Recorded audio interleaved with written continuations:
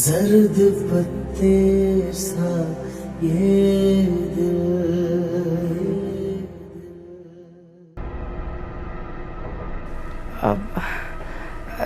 वो बस बच्चों की ईद थी नेहा, इसलिए तुम्हारे लिए और अपने लिए मैं कुछ नहीं लाई।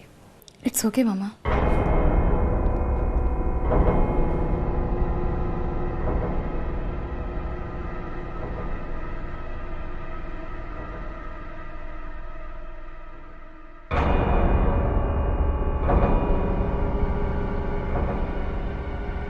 ये किसका है मामा? किसके लिए है ये? ये अरे ये तो वो 50% डिस्काउंट पर था, बहुत सस्ता था। मुझे तो खैर लेना नहीं था, लेकिन मेरे साइज़ का था और सस्ता भी था, इसलिए सोचा कि चलो ले लेती हूँ। जर्द पत्ते सा ये दिल मिला खाक में, रंग चूल्हे की उड़ती हुई राख में मिल गया, जागी आँखों का बादल। देखो कितना है पागल, धीरे धीरे ये दिल पे बरसता है।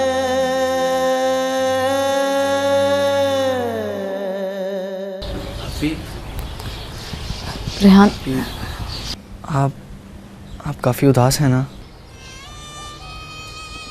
नहीं, मैं क्यों उदास होंगी? मुझे क्या हुआ? नहीं आपी, मैं छोटा नहीं रहा। सब कुछ देख सकता हूँ, महसूस कर सकता हूँ, समझ सकता हूँ, और मुझे अंदाज़ा हो रहा है कि आप बहुत डिस्टर्ब हैं, और मुझे ये भी अंदाज़ा हो रहा है कि आप बिल्कुल ठीक डिस्टर्ब हैं आपी। ये तुम कैसी बातें कर रहे हो रेहान? मैं क्यों डिस्टर्ब होंगी? ऐसी कोई बात नहीं है। इनफैक्ट पापा की डेथ के बाद हम सभी डिस्टर्ब हैं, तो शायद इसीलिए। पर मुझे लगता है कि आपी मामा आपके साथ शायद ज्यादती कर रही हैं। मेरे साथ? नहीं रेहान, ऐसा कुछ नहीं है।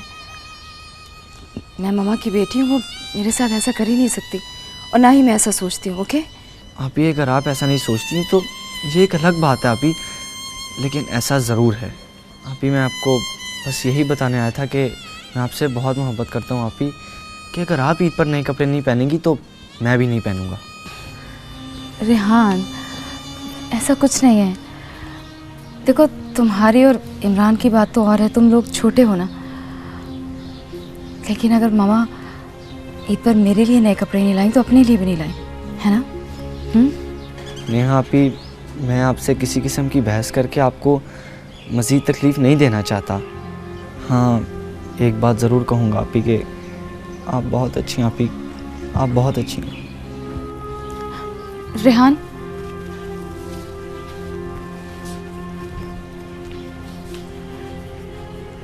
पता नहीं मैं इतनी अच्छी बहन हूँ कि नहीं, लेकिन तुम बहुत अच्छे भाई हो।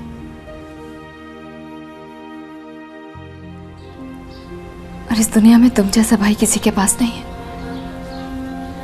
Thank you Rehan, thank you.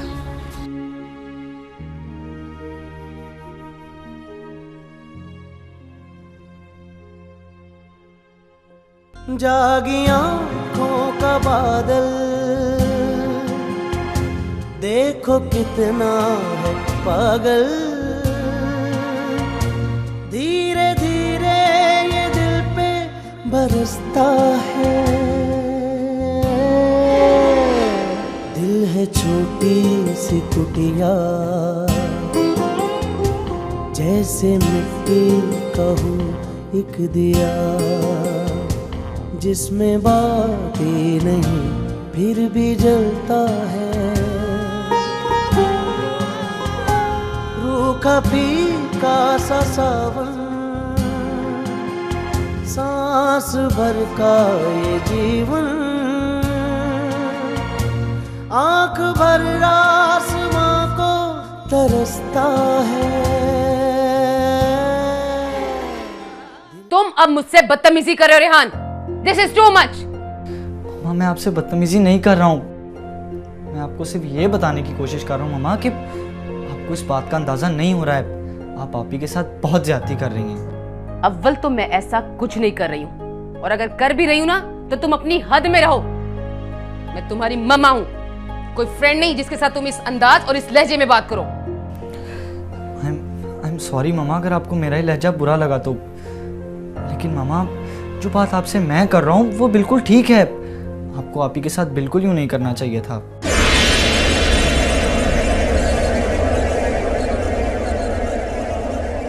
ये सारी बातें तुमसे यकीनन नेहा ने की होंगी, जानती हूं मैं सब। नहीं मामा, आपी ने बिल्कुल नहीं, आपी ने मुझसे एक लफ्ज़ भी नहीं बोला, और ये सारी बातें समझने के लिए मुझे किसी के कहने और सुनने की ज़रूरत नहीं है।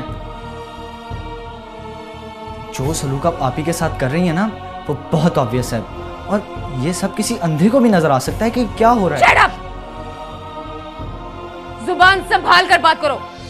पाप सर पे नहीं रहा इसका मतलब ये नहीं कि तुम जो जी भी आई वो करते फिरो और मुझसे ये कहते फिरो कि इस घर में क्या करना है क्या नहीं करना है, किसके लिए क्या लाना है और क्या नहीं लाना है। ये सब मेरा मसला है, तुम्हारा मसला नहीं। तुम्हें सिर्फ दिल लगाकर पढ़ना है और बस। मम अगर एक बात तो सुन लीजिए मेरी कि बस तुम अपने कमरे में जाओ, मुझे तुमसे इस मौजू पे कोई बात नहीं करनी है। तुमने सुना नहीं? I said go to your room, गो।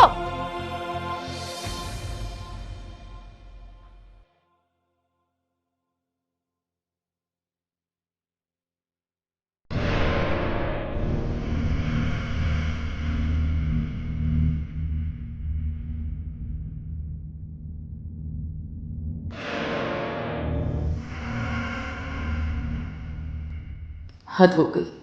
देखो तो भला, मेरी औलाद मेरे मुंह को आने लगी है। जो कुछ कर रही हूँ इन लोगों के लिए कर रही हूँ, और साहबजादे मुझे समझा रहे हैं कि इंसानियत क्या होती है। लेकिन ये रेहान नहीं, रेहान के पीछे यकीनन नेहा बोल रही थी। सब समझती हूँ मैं। मेरा रेहान तो कभी भी ऐसा नहीं था। आज तक जरा ऊंची आवाज में मुझसे बात नहीं की थी उसने। ये ठीक नहीं कर रही है नेहा, मेरे बेटे को मेरे ही खिलाफ पागल कर रही है। मैं कितना ख्याल करती हूँ उसका, 21-22 साल से ही औलाद की तरह पाला है, और ये है कि मुइन की डेथ होते ही इसने मेरे बच्चों को मेरे खिलाफ भड़काना शुरू कर दिया। नो नेहा मैडम, ऐसे बिल्कुल नहीं चलेगा। I should talk to her, जिससे बात करनी पड़ेगी अभी और इसी वक्त।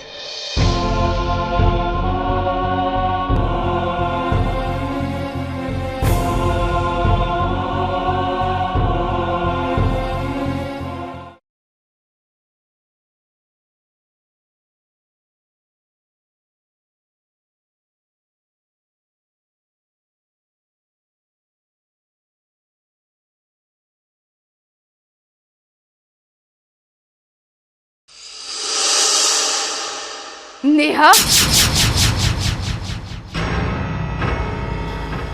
जी मामा।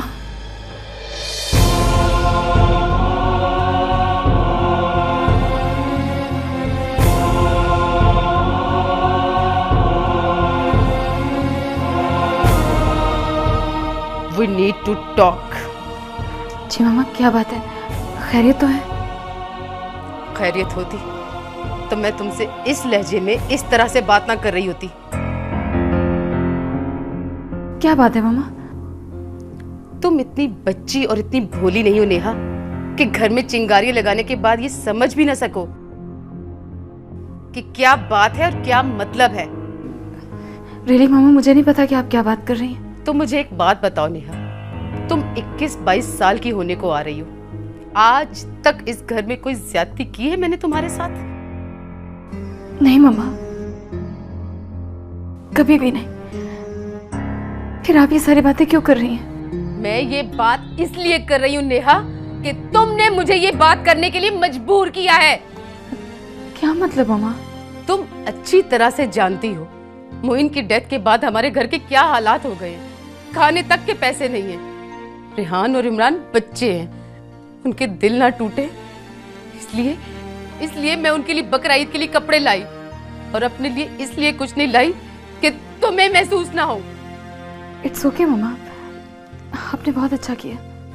मैंने अच्छा किया होता तो तुम रेहान को यूं मेरे खिलाफ ना भड़काती। ये आप क्या कह रही है मामा?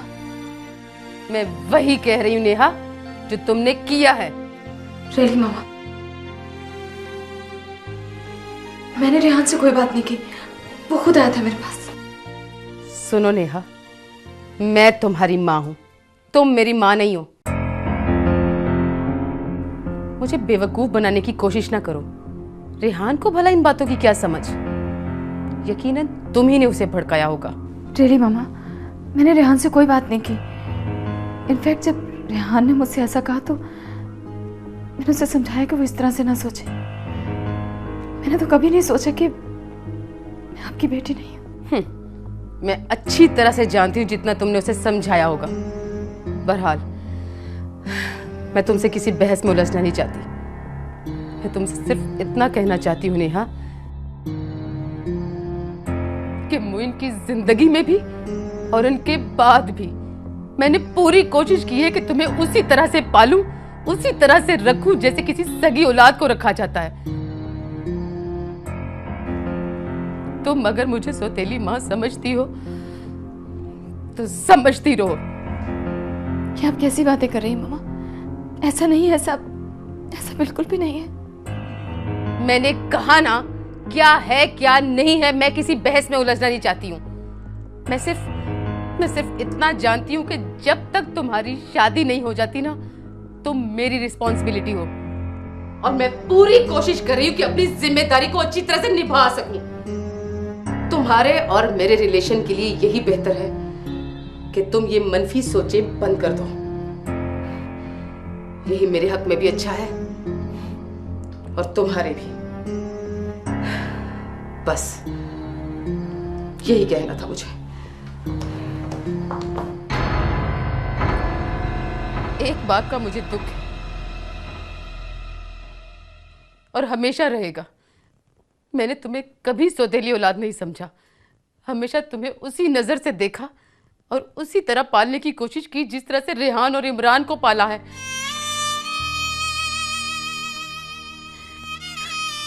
मगर आज मुझे अच्छी तरह से अंदाजा हो गया है कि तुमने मुझे कभी सगी मां नहीं समझा, हमेशा सौतेली समझा है।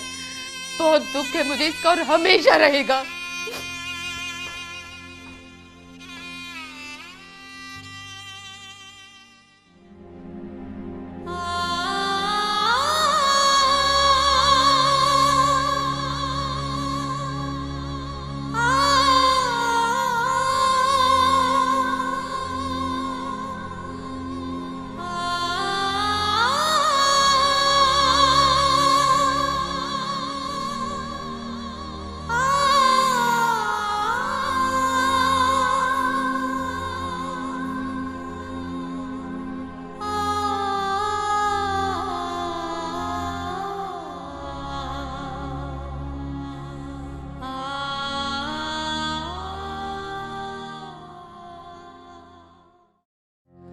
देखिए अंकल, मेरी एक फ्रेंड बता रही थी कि वो अपने मालिक मकान को हर महीने किराया देती हैं। वो भी 6 महीने का और साल का किराया देती थी, मगर बाद में हर महीने का एडवांस किराया देना शुरू हो गई। मेरे लिए ये मुमकिन नहीं है। मैं इसीलिए नईम साहब ये जो डीलर हैं इनको साथ लेकर आया था। अब अगर आप एग्रीमेंट को देखें तो उसके मुताबिक 6 महीने का एडवांस बमै 20% इजाफे के आपको अदा करना होगा। वो तो ठीक है अंकल, लेकिन आप तो जानते हैं कि मेरे हस्बैंड की डेथ हो गई है। मेरे हालात बहुत ख़राब हो गए हैं, लेकिन मैंने आपको बताया ना कि मुझे एक जॉब मिलने की उम्मीद है। जैसी जॉब मिल जाएगी मैं आपको हर महीने एडवांस किराया दे दिया करूँगी। फ़िलहाल ये 1 महीने का एडवांस है। देखो बेटा, आपके हस्बैंड की डेथ हो गई है, मुझे आपसे हमदर्दी है, लेकिन इसमें मेरा तो कोई कसूर नहीं है ना। मेरी माशाल्लाह 4-5 करोड़ रुपए की जायदाद है, मगर बेटा मुझे मिलता क्या है? कुछ भी नहीं। क्यों नहीं सब? You are right sir. आप ये पैसे रखो, मेरे ये किसी काम के नहीं है बेटा। आज 29 तारीख हो गई है और 31 का महीना है। एग्रीमेंट के मुताबिक 6 महीने का किराया एडवांस बमै 20% इजाफे के अगर आप अदा कर सकती हैं तो वेल एंड गुड, वरना 2 दिन के अंदर अंदर मकान खाली करना होगा। जर्द पत्ते सा ये माँ, बहुत परेशानी वाली बात है। मुझे तो कुछ समझ नहीं आ रही कि मैं इन बच्चों को नेहा को लेकर कहाँ जाऊं। इतने पैसे भी नहीं कि 6 महीने का एडवांस ही दे सकूं। नौकरी मिली नहीं है। कुछ समझ नहीं आता कि जिंदगी कैसे गुजरेगी।